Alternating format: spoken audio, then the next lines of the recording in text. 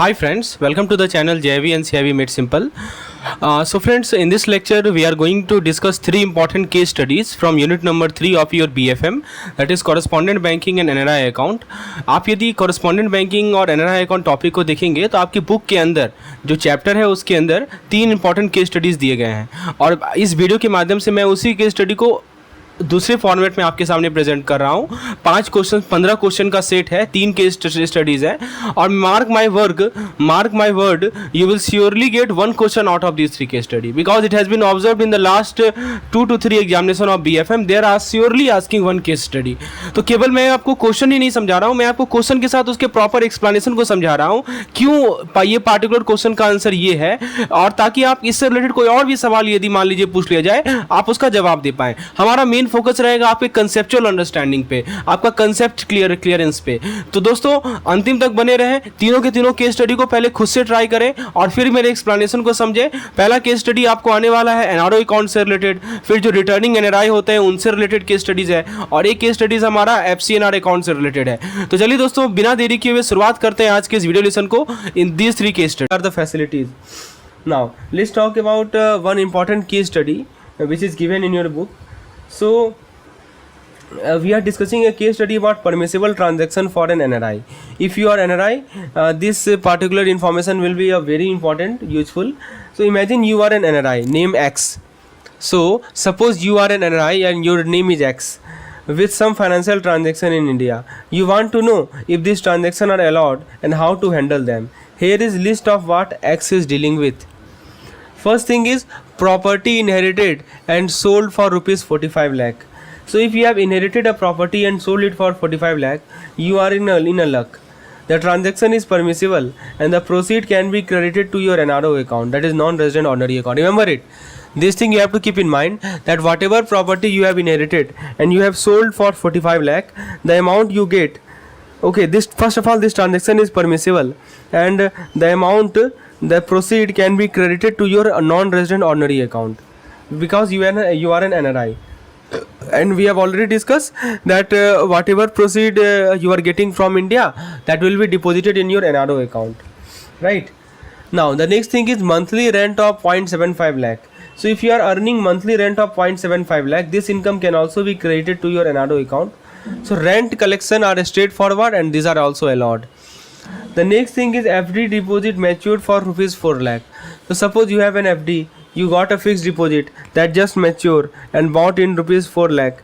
No worry, you can credit this amount to your NRO account without any issue.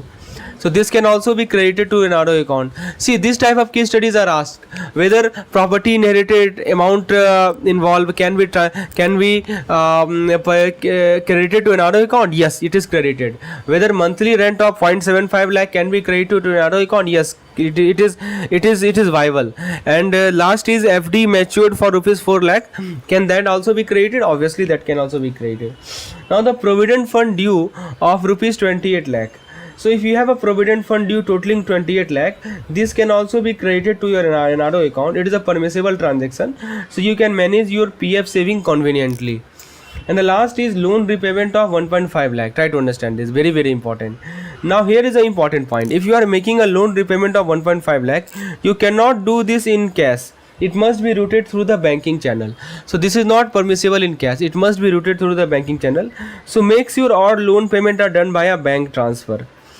So the good news is that all these transactions can be credited to your NRO account, whether property inherited, monthly rent, FD mature, PF dues of 28 lakh.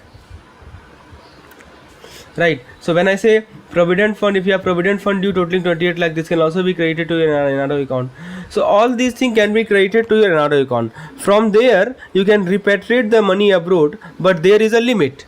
I have just discussed in the last lecture that you cannot repatriate the entire amount from your NRO account, right? The amount that you can repatriate is limit up to $1 million in a financial year, okay? And you will need to get approval from the income tax department before doing so.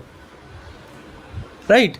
So after obtaining approval from the income tax department, you can repatriate overall limit up to 1 million US dollar in a financial year. That's true from NRO account.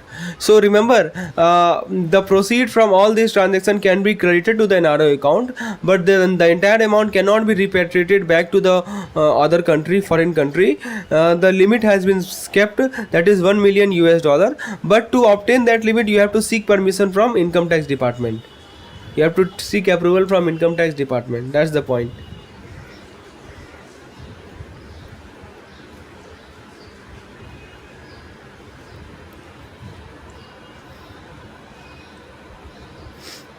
So let's talk about the next case study. So we are continuing our discussion on the permissible transaction for NRI using a case study example. We will look at how different type of income and transaction can be managed by NRI and the rule that apply. In our previous slide, we introduced a case study involving an NRI whose name was X, who had several type of income and transaction. In this slide, we will talk about the solution and how this transaction can be handled legally and efficiently. So first thing is property sale proceed, which was the first case. So first of X sold an inherited property for rupees 45 lakh. This is a permissible transaction. The proceeds from this sale can be credited to X NRO account. Additionally, if X want to repatriate this money abroad, up to USD $1 million per financial year can be repatriated, provided X get approval from the income tax department. Next is rent received. X earned a monthly rent of 0.75 lakh. This rental income is also permitted to be credited to the NRO account. So X can receive rent payment without any issue. Next is matured fixed deposit. So what about the fixed deposit that matured for rupees 4 lakh? Since this FD were opened with rupee resource, it is perfectly fine to credit the proceed from the maturity to the NRO account. This means that X can easily access the money through the NRO account. The next thing is provident fund dues. So X has also PF dues with total amount 28 lakh. So these dues are legitimate and permissible to be credited to the NRO account.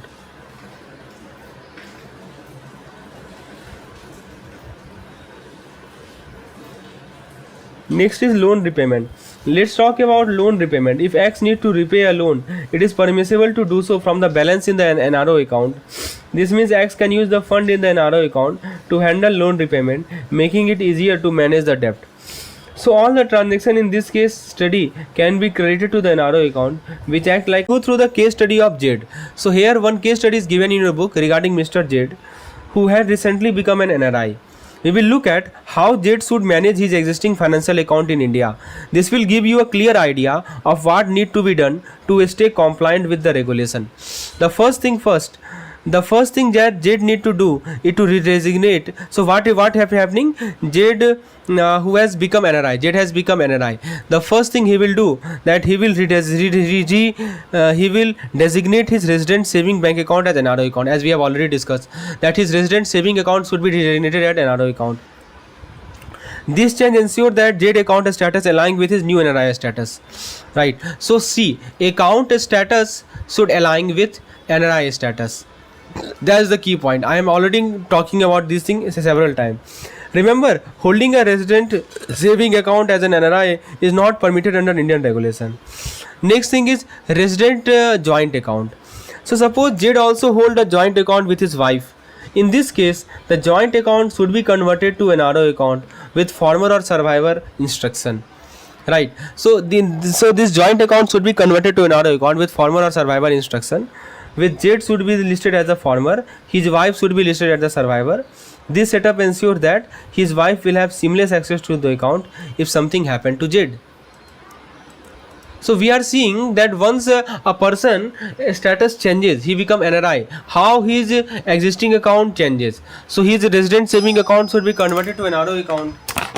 Regarding his housing loan, right? So this particular person Jade also hold and has an housing loan that needs to be updated to reflect his NRO status. So the bank should be notified of the Jade change in his residential status. Any rental income from the property should be credited directly to the Jade NRO account. This is a straightforward way to maintain rental income and comply with the foreign exchange regulation. right? So the loan should be updated to reflect his NRO status, noting Z NRI status, and recurring deposit account. So the Z should redesignate his existing recurring deposit as a RD NRO account. This change allows Z to continue earning interest on his recurring deposit while ensuring that account complies with NRI regulation. And finally comes Demat account.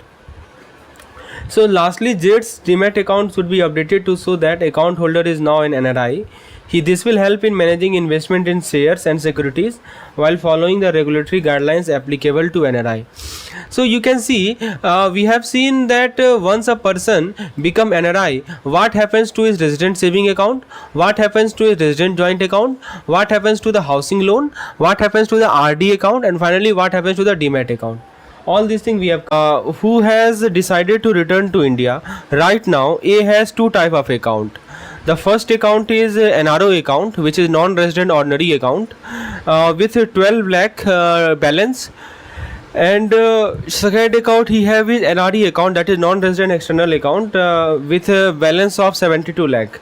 So what should A do with this account when coming back to India? Let's break it down. So first up let's talk about the NRO account. Right, first of all let's talk about the NRO account. This is quite simple. NRO account can be converted back to the regular resident saving account. So it can be converted into regular resident saving account. No big changes, just makes you to update the status with the bank. So NRO account will be converted to resident saving bank account, right? And now let's talk about the NRE account. So here A has few options. The money in the NRE account can be converted into something called RFC account, which we have already discussed. So NRE account money can be converted to RFC account, right? So what is RFC? Resident foreign currency account. This can be done either partially or it can be done completely. It can be done partially or it can be done completely, right? So depending on how much of the fund A want to keep in the foreign currency, A want how much of the fund in foreign currency depends. So this NRE into RFC conversion can be done partially or completely.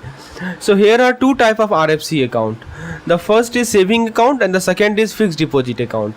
So the saving account work just like your regular bank account, while the fixed deposit option let you lock in your money for a specific period to earn interest. So if let's talk about if A has an RE fixed deposit, those can also be converted into RFC account once they mature. So option to convert mature NRE fixed deposit account into RFC account. The same goes for FCNRB account. I think you know what is FCNRB, foreign currency non-resident. And this FCNRB is always in the form of term deposit, right? We have already discussed maturity 1 to 5 years. So this FCNRB can also be converted to RFC account. Either it is saving account or fixed deposit account, fully or partially. Basically the idea is to give A the flexibility to keep the money in foreign currency or to convert it into Indian rupees based on what makes the most sense. So that's the basic idea. When I say resident foreign currency account, so obviously it means what? The currency is in foreign currency only, right? The currency has not been changed. It is not in Indian rupees. So it basically idea is to give the flexibility to this NRI to keep the money in foreign currency or it converted into Indian rupees based on what makes the most sense. So what about the joint account, right? So what about suppose this particular NRI was having joint account. So A can either continue holding the account with their spouse as the first applicant or switch it up so that A become the primary account holder. So he has the two options that he can either continue with the wife as the first applicant or changes the first applicant to the returning NRI. Now last but not the least, if A has any mutual fund, the money from those can be transferred directly to the resident saving account or an RFC account once they mature. So the mutual fund proceed can be credited to the resident saving account. So suppose he was having an RO account which has been converted to resident saving account. So that mutual fund proceed will be credited to this particular account. And suppose he was having an RE account, right? And that particular NRE account has been converted to RFC account once he has returned to India. So mutual fund proceed can also be credited to this particular RFC account. So this gives the flexibility and option to how to handle investment proceed. So there you have it. There are some simple solutions for NRI like A who are returning to India. Remember, it is always a good idea to consult with your bank or a financial advisor to make sure you are choosing the best option for your situation.